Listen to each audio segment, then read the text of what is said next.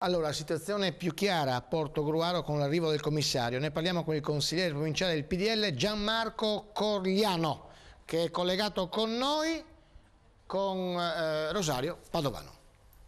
Grazie, prendiamo la linea dal Veneto. Abbiamo invitato il consigliere provinciale della PDL Gianmarco Corigliano, che è stato fino all'altro giorno consigliere comunale a Portogruaro, perché come sapete la nuova legislatura è già finita. Siamo all'alba o al tramonto della politica qui a Portogruaro, secondo lei, visto che verranno indette nuove elezioni? Sicuramente siamo all'inizio di una fase nella quale verrà fatta chiarezza a Portogruaro, quindi usciamo da una fase di stallo durata parecchi mesi e voluta dal sindaco Antonio Bertoncello. Al contrario di quello che lui sta affermando oggi sui giornali, siamo noi che con coraggio abbiamo affrontato la situazione e abbiamo ritenuto di mettere la parola fine a questa fase. Ecco, ma Bertoncello in che cosa ha sbagliato secondo lei? A dimettersi subito?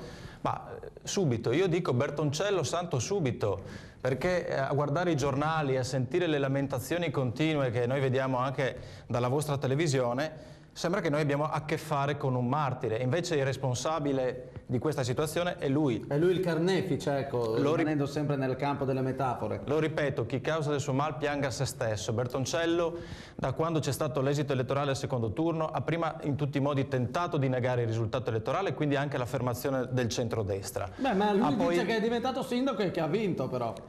Peccato che la legge, visto che siamo in democrazia, prevede che gli organi di governo delle amministrazioni comunali siano tre: il sindaco, la giunta e il consiglio comunale. E le competenze del consiglio comunale sono importanti. Non può esistere un sindaco senza consiglio comunale, non può esistere un sindaco senza maggioranza. Secondo lei, se si fosse verificata una situazione del genere, non con Bertoncello ma con qualcun altro, la legislatura sarebbe durata 5 anni, Corigliano?